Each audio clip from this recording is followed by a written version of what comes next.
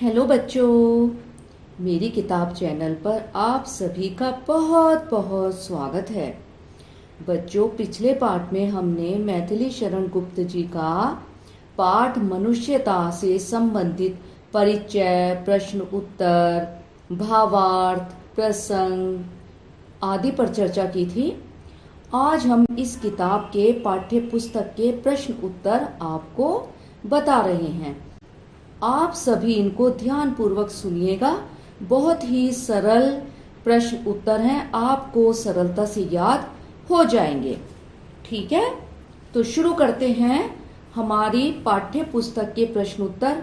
हमारा प्रश्न है, कवि ने कैसी मृत्यु को सुमृत्यु कहा है? उत्तर, कवि ने उस मृत्यु को सुमृत्यु कहा है जिसे मरने के बाद सभी याद करें। ऐसी मृत्यु तब मिलती है जब हम दूसरों की भलाई के लिए जीते हैं और उनकी भलाई के लिए ही मरते हैं। परोपकारी व्यक्ति की मृत्यु सुमृत्यु होती है। अगला प्रश्न, उदार व्यक्ति की पहचान कैसे हो सकती है? उत्तर, उदार व्यक्ति की पहचान इस प्रकार से की जा सकती है कि वह समस्त संसार को अखंड रूप में स्वीकार करता है। वह जाति, धर्म, देश, रूप, रंग आदि का भेद किए बिना सभी को अपना मानता है। सभी को अपना मानते हुए वह लोगों के काम आता है, उनके लिए जीता मरता है। उसमें स्वार्थ नाम मात्र को भी नहीं होता। ऐसे उदार व्यक्ति का गुणगान सरस्वती भी करती हैं तथा पृथ्वी उसके प्रति कृतज्ञता प्रकट करती है। उसकी कीर्ति समस्त पृथ्वी पर गूंजती है। वह सभी लोगों से सम्मान पाता है। अगला प्रश्न, कवि ने दधीचि, कर्ण आदि महान व्यक्तियों का उदाहरण देकर मनुष्यता के लिए क्या संदेश दिया है? उत्तर, कवि ने दधीचि, कर्ण आदि महान व्यक्तियों का उदाहरण देकर मनुष्यता के लिए यह संदेश दिया है कि हमें उनसे त्याग और बलिदान की प्रेरणा ग्रहण करनी चाहिए। अपने लिए तो सभी जीते हैं, पर जो परोपकार के लिए जीता है और मरता है उसका जीवन धन्य हो जाता है। दधीचि ने देवताओं की रक्षा के लिए और दानवों के नाश के लिए अपनी अस्थियों तक का दान दे डाला था। इसी प्रकार कर्ण ने अपने जीवन रक्षक कवच कुंडल को अपने शरीर से अलग करके दान में दे दिया था। इसी के साथ रंतिदेव और उशीनर के त्याग की कथाएं भी जुड़ी हुई हैं। ये सभी कथाएं हमें परोपकार का संदेश देती हैं। परोपकार में हमें अपना शरीर तक बलिदान देने से पीछे नहीं हटना चाहिए। अगला प्रश्न, मनुष्य मात्र बंधु है से क्या समझते हैं? स्पष्ट कीजिए। उत्तर, इस कथन से हम यह समझते हैं कि संसार के सभी मनुष्य हमारे भाई हैं। उनके मध्य किसी भी प्रकार का भेदभाव करना उचित नहीं है। हमें मनुष्यता पर जोर देना चाहिए। इससे आपसी प्रेम और एकता की भावना बढ़ती है। अगला प्रश्न, कवि ने किन पंक्तियों में यह व्यक्त किया है कि हमें गर्व रहित जीवन व्यतीत करना चाहिए? उत्तर, कवि ने निम्नलिखित पंक्तियों में यह भाव व्यक्त किया है। कौन सी पंक्तियां हैं? देखिए बच्चों, विपत्ति विघ्न जो पड़े उन्हें धकेलते हुए, चलो अभिष्ट मार्ग में सहर्ष खेलते हुए। इसका केवल इतना ही उत्तर आएगा। अगला प्रश्न है, कवि ने सबको एक होकर चलने की प्रेरणा क्यों दी है? उत्तर, कवि ने सबको एक होकर चलने की प्रेरणा इसलिए दी है क्योंकि इससे आपसी हेल मेल बढ़ता है और हमारे सभी काम सिद्ध हो जाते हैं। लोगों के बीच भिन्नता की भावना समाप्त हो जाती है। इससे आपसी विरोध की प्रवृत्ति समाप्त हो जाती है। अगला प्रश्न, व्यक्ति को किस प्रकार का जीवन व्यतीत करना चाहिए? इस कविता के आधार पर लिखिए। यानी कि मनुष्यता कविता के आधार पर आपको यह बताना है कि व्यक्ति को किस प्रकार का जीवन बिताना चाहिए। उत्तर, व्यक्ति को परोपकार का जीवन व्यतीत करना चाहिए। उसे अपने अभिष्ट मार्ग पर निरंतर आगे बढ़ते चले जाना चाहिए। इस दौरान जो भी विपत्ति आए उन्हें धकेलते हुए आगे बढ़ते जाना चाहिए। हमें दूसरों की व्यथा को हरने का काम करना चाहिए। परोपकार का जीवन श्रेष्ठ होता है। अगला प्रश्न, मनुष्यता कविता के माध्यम से कवि क्या संदेश देना चाहता है? उत्तर, मनुष्यता कविता के माध्यम से कवि यह संदेश देना चाहता है कि हम सबको अपना जीवन परोपकार में बिताना चाहिए, व्यतीत करना चाहिए। सच्चा मनुष्य दूसरों की भलाई के काम को सर्वोपरि मानता है। हमें मनुष्य के बीच कोई अंतर नहीं करना चाहिए। हमें उदार हृदय बनना चाहिए।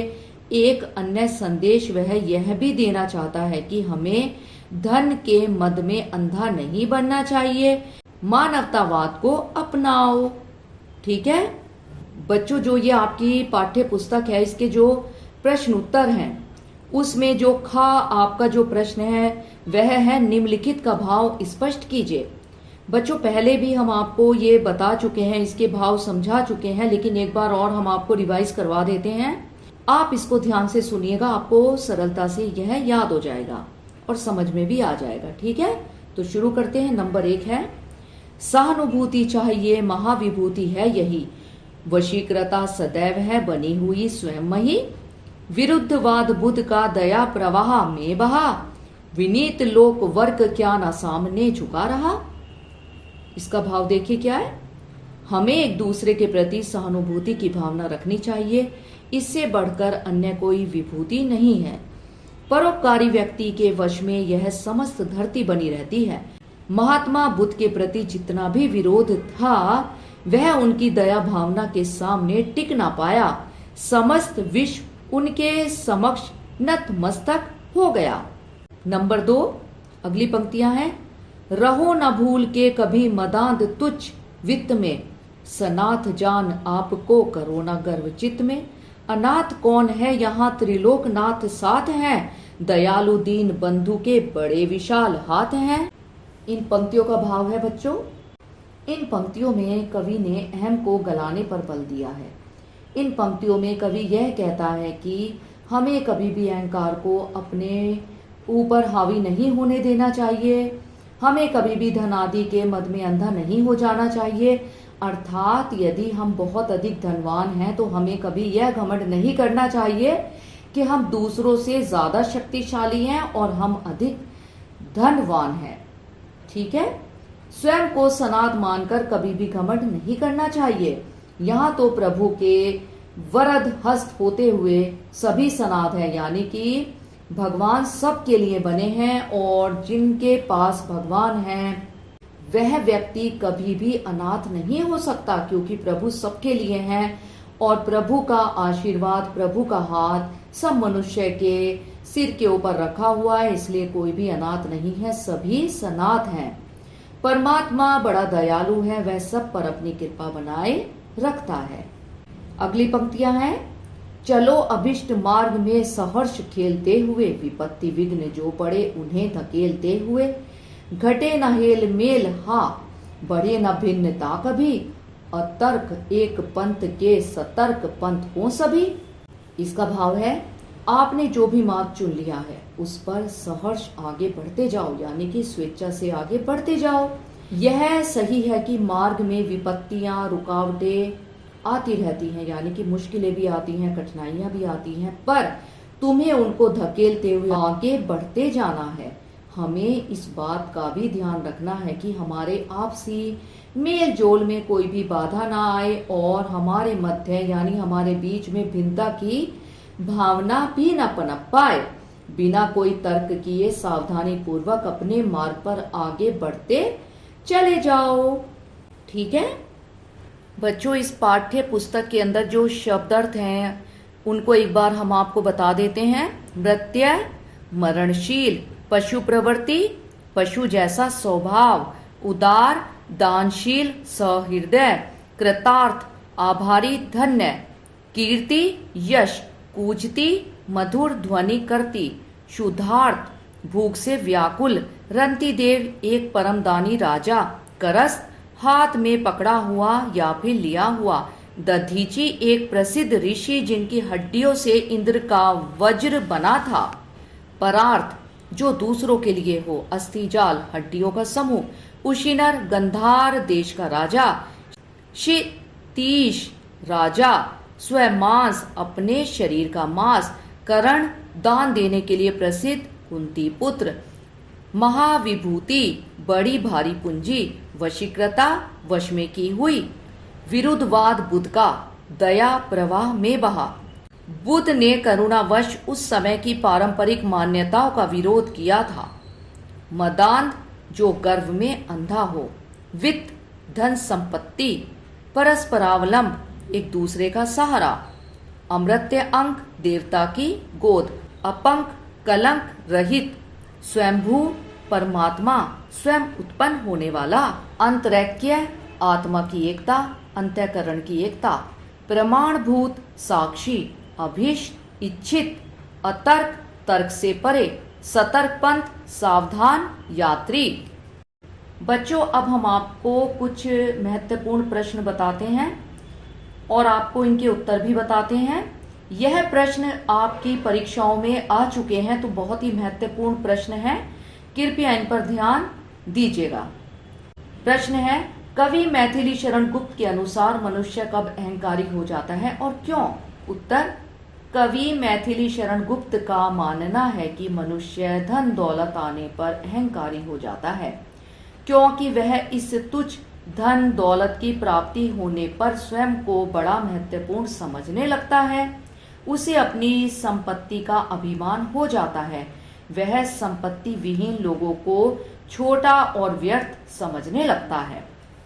अगला प्रश्न, मनुष्यता कविता में अभीष्ट मार्ग किसे कहा गया है और क्यों? उत्तर, मनुष्यता कविता में अभीष्ट मार्ग ऐसे मार्ग को कहा गया है जिसके माध्यम से सभी व्यक्तियों की इच्छाओं को पूरा किया जा सके, जिससे समस्त समाज का कल्याण हो, उसका लाभ हो। अगला प्रश्न, भाग्यहीन किसे कहा गया है? उत्तर, जिसमें अधीरता का भाव होता है वह भाग्यहीन होता है। अगला प्रश्न, मनुष्यता कविता के आधार पर किन्हीं 3 मानवीय गुणों के बारे में लिखिए। उत्तर, राष्ट्र कवि मैथिली शरण गुप्त ने मनुष्यता कविता के माध्यम से हमें मानवीय गुणों पर चलने की सलाह दी है।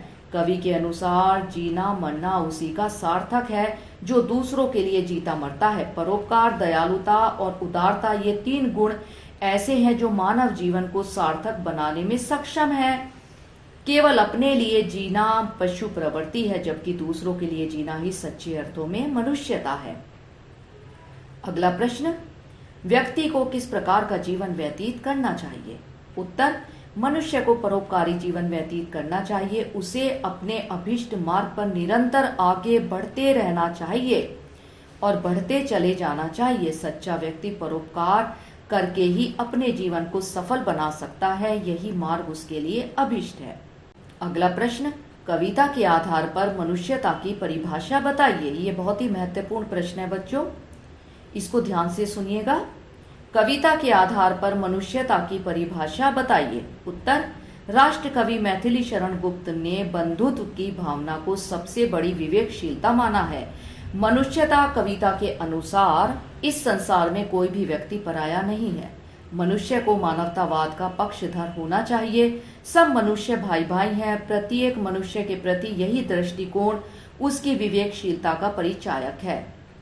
अगला प्रश्न, मनुष्यता कविता में कवि क्या संदेश देना चाहता है? उत्तर, मनुष्यता कविता में कवि यह संदेश देना चाहता है, नंबर 1, व्यक्ति को कभी मृत्यु से नहीं डरना चाहिए। नंबर 2, हमारी मृत्यु सुमृत्यु होनी चाहिए। नंबर 3, हमें परोपकार के कामों में लगा रहना चाहिए। नंबर 4, पशु प्रवृत्ति से बचकर रहना चाहिए। नंबर 5, दूसरों के लिए त्याग करना सीखो और सीखना चाहिए। बच्चों, ये आज हमारा लेसन कंप्लीट हो चुका है, मनुष्यता। आप इसको 2-3 बार सुनिए, आपको सरलता से यह लेसन याद हो जाएगा। अब तक के जितने भी पाठ हमने आपको समझाए हैं उससे संबंधित कोई भी प्रश्न है या आपको किसी भी प्रश्न में या पाठ में समझने में कोई भी परेशानी आ रही है तो आप हमें कमेंट करके बता सकते हैं, ठीक है? अगले पाठ में आपसे फिर मिलेंगे, तब तक के लिए बाय। ठीक है बच्चों, टेक केयर।